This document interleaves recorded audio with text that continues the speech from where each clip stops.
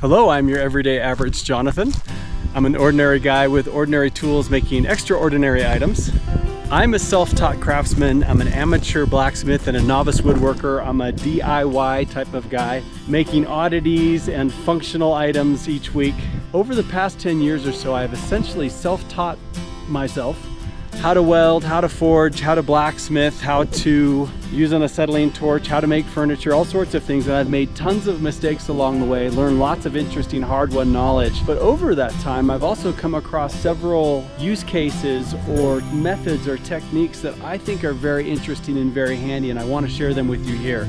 So I'm going to share with you 9 pro tips from a non-pro which have been extremely useful to me, some of which I discovered on my own. And of course, whenever I discover something like that on my own, I think that I'm a genius and that no one else possibly could be as smart and intelligent and as useful as I am. But also a few of them I have learned from other craftsmen that have come to me, or I have watched them build things. These 9 things are very, very simple. They're very quick, and I hope that they're useful to you if you as well are a do-it-yourself sort of craftsman like I am. I suppose the interlocking theme of all 9 of these is how to do something in a more simple, more efficient way.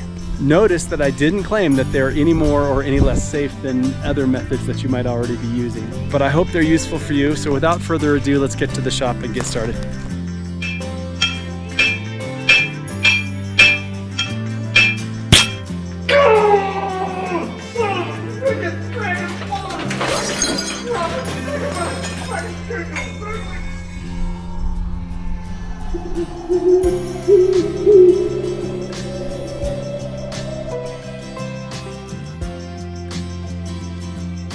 Okay, first tip, it's going to be about the amazing angle grinder, this incredible tool. I use this tool literally every single week of the year, sometimes every single day of the week of the year. I use it a lot. So the tip is this. This is the tool that you would normally use to get the wheels on and off, to get the collar tightened, that most people are going to use. This is something I discovered on my own, and I use it all the time.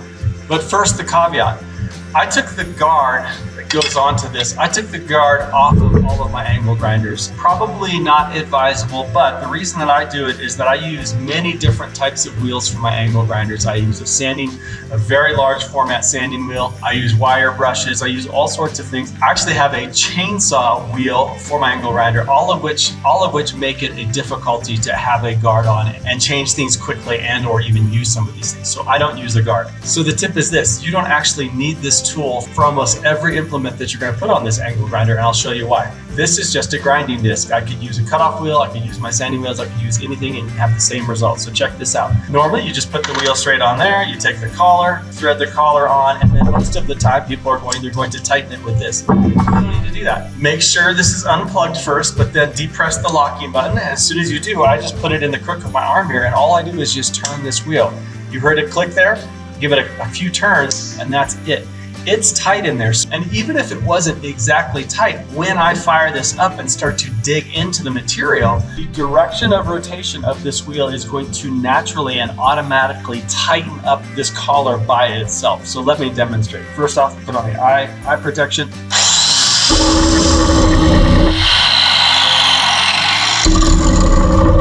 Now, that's how you get it off. You press the locking button and then just twist counterclockwise. And this thing comes right off, okay? You put it right back on, do the exact same thing. Okay, you press the locking button, counterclockwise twist, off it comes. The tip is this, you don't need this tool if you do this correctly. You'll never need to use it. Every now and then I'll have to use it to either loosen it if it gets too tight, or that particular chainsaw wheel that I use, I actually do use that tool on that because I don't want to get my hands onto the cutting teeth of that chainsaw. All right, the next pro tip from a non-pro is how to find the center of a round object or a log. In this particular instance, it would be how to find the center of this log. And just a quick note, I've had the need to find the center of logs multiple times, not just when I'm using a wood lathe, but other times that I've needed to find the center, to bore down the center, to drill out the center. There have been a few examples of when I've needed to do that. This is one that I discovered on my own. It is not completely accurate, completely foolproof, I will say that, but it gets you really, really close and it's very quick. Okay, the only 2 items that you're gonna need is actually you only need one. You just use a square as long as it's long enough, which I'll show you in a second. But for these purposes, I'll show you how to use a ruler, something that's perfectly straight, and a carpenter square. So what you're gonna do, put this ruler anywhere. The one thing I will say is purposefully avoid trying to get a line straight through the center to start off with, and you'll see why. You'll be more exact if you don't. So I'm just gonna draw a line right across the face of it right here, okay? And then the next thing I'm gonna do is I'm gonna get a pretty close measurement of where the middle of that line is. So we're gonna call that about 6.5.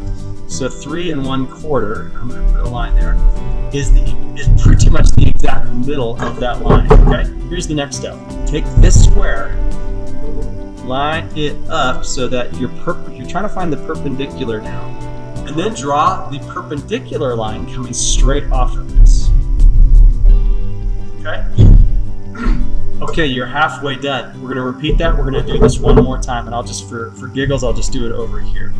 Again, I'm not gonna try to go through the dead center on purpose on this one, okay? Now I'm gonna measure that. That was a bad line. And again, this is approximate. This is not super exact, but it is certainly close enough. So this is 5.5, so 2 3/4. I'm gonna put a mark, and then I'll come back over here, and I'll get the perpendicular as close as I can, and then just draw straight across there. All right, this is as close to the center of this face that I will ever need to have for my purposes. Here's my caveat on that. What I don't know, because I'm not smart enough, is can this work for an item that isn't as close to circular already as possible?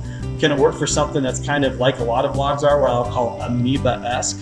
And actually, I think the answer is no. It won't work on something that doesn't have a fairly uniform circular shape to it.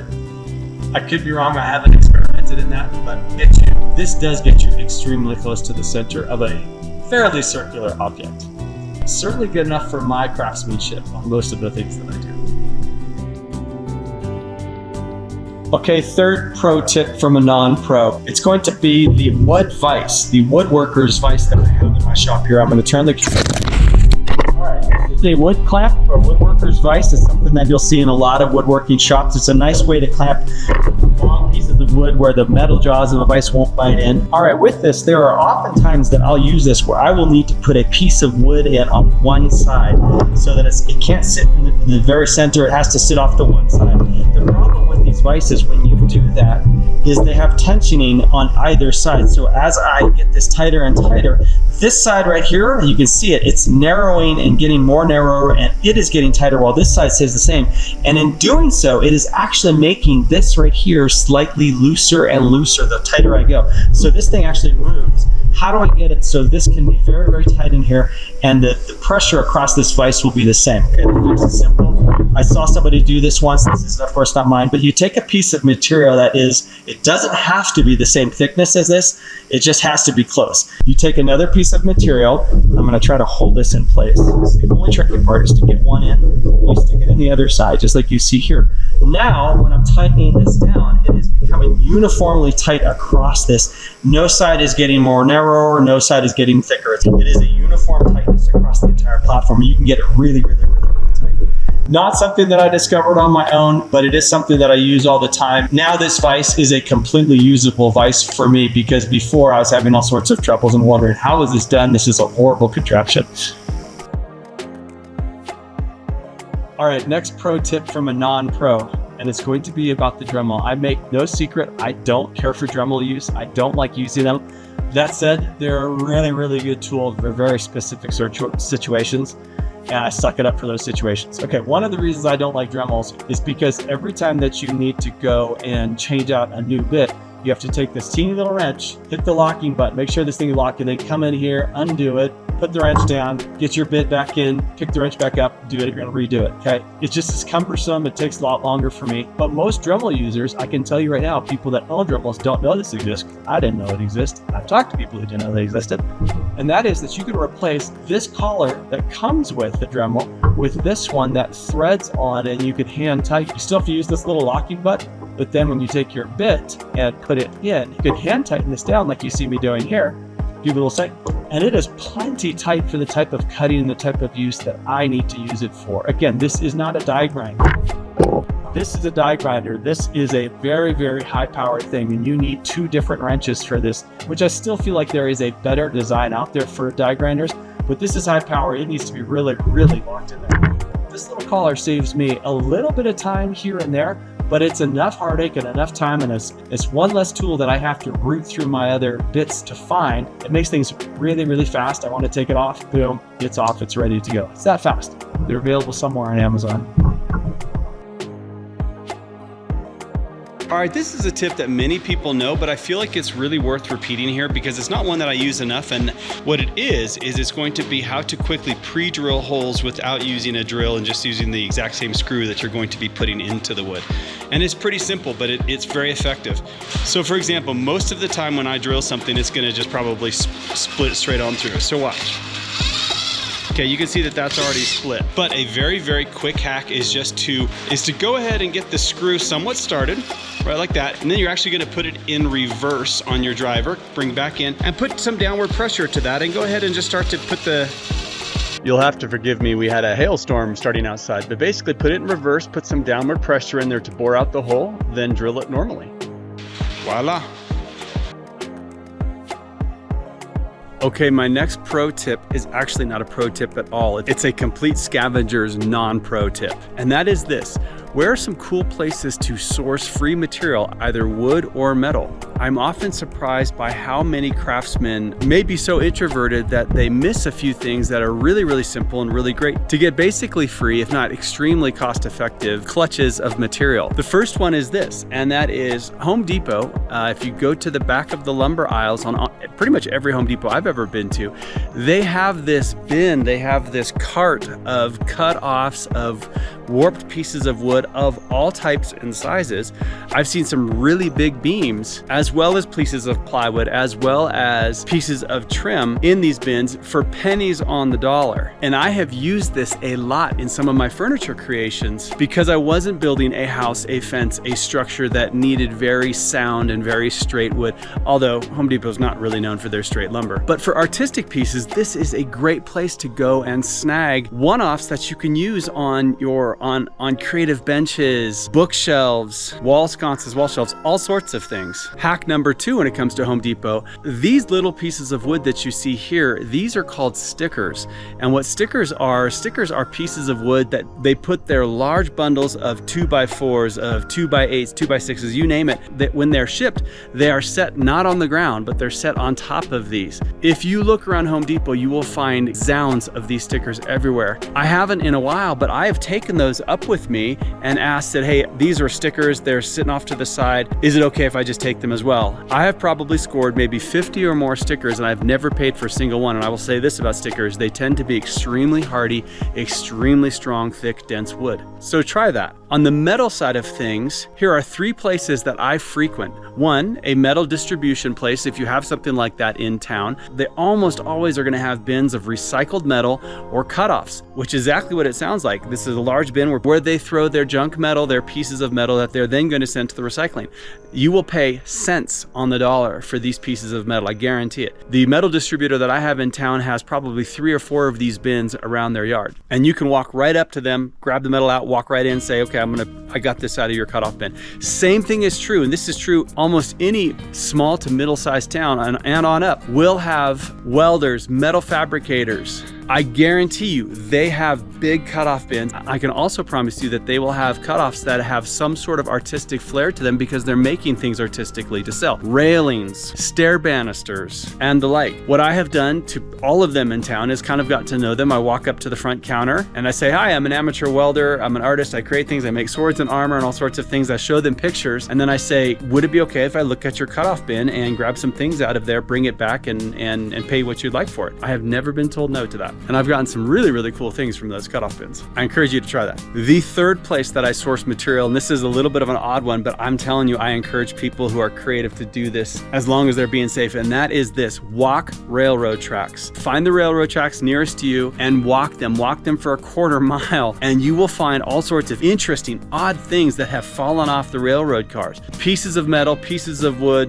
garbage, of course. You will find so many railroad spikes that it'll blow your mind. The place that is always always successful for me is on the section of railroad right as it's leaving the town line into a country before it hits the next town. For some reason, I think it's because in towns people do walk the railroad tracks, but outside of town it's not very common. So those stretches of railroad line that are leaving a town into a rural environment or into the country have all sorts of interesting things. I have found some really fascinating pieces of metal that I have then brought back to use on artistic projects here, and I'm so grateful that I did. I hope you take me up on those three as a creator, as a do-it-yourself creator and an artist. If you're looking for ideas, materials that will spawn new ideas, all of these places are good suggestions, and you will pay next to nothing for them. Okay, last but not least is going to be a propane tip that a blacksmith friend of mine showed me. And my caveat to this one is, honestly, I don't know how safe this is or isn't. It might be perfectly safe. I do use it. And that is this: when your forge that uses propane, when your heater that uses propane, when your barbecue that uses propane is getting really low on propane, and you can hear the flame getting lower and lower in whatever tool or item that you're using, turn your tank upside down, shake it, and let that propane settle into the hose that is now upside down. I'm going to demonstrate it for you here, and hopefully you'll be able to hear on camera. You'll actually be able to hear the sound of the flame reigniting and reinvigorating itself. Let's see if you can.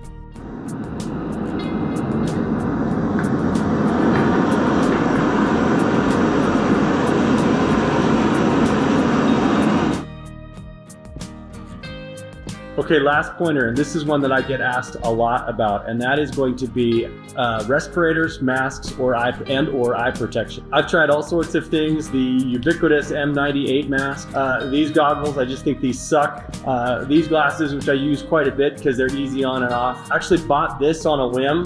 It's a piece of crap, it doesn't work, but it's kind of interesting. But this is the mask that in most of my videos you see me using. It is both a respirator, but also a face mask. I bought with it these little protective screens that cover it, so it increases the longevity of the mask. You can peel those off when they start getting too dirty. But over the past 10 years, I have sanded, cut, grinded, abraded, abused all sorts of different types, different species of wood, different types of metals. And no matter what protection I used prior to this mask or anything else, invariably I always got particulates, dust, residue, something in my lungs, in my nostrils, in my mouth, and in my eyes. Doesn't matter what I was using, it always happened. I started using this and it really did a lot for me and knocked down a lot of things that I was ingesting. But even then, there's enough fine particulates or particles in the air. I don't have an air filtration system here. I cannot recommend enough getting a full face respirator mask. They're super cheap. I think they're $40 on Amazon. If you've seen my videos, you see that I wear them all the time. And if you need any more persuasion or any more suggestion, let this be the one. There are certain types of woods that when they produce sawdust, especially one that's so fine, that even wearing this, a little bit of their dust, their pollen, their resin will get into this mask and will get into my eyes and will get into my nose and into my lungs. I will have a very strong allergic reaction. I'll catch a cold from it, essentially. I'm certain that some of the metal that I've been cutting on has not done me any wonders. Even wearing this, it will still get in. But this tends to be the thing that is in the realm of affordability and that still protects my lungs and my eyes. Buy one of these respirators because they are so cheap and they work really well, and if they break, you spend $40.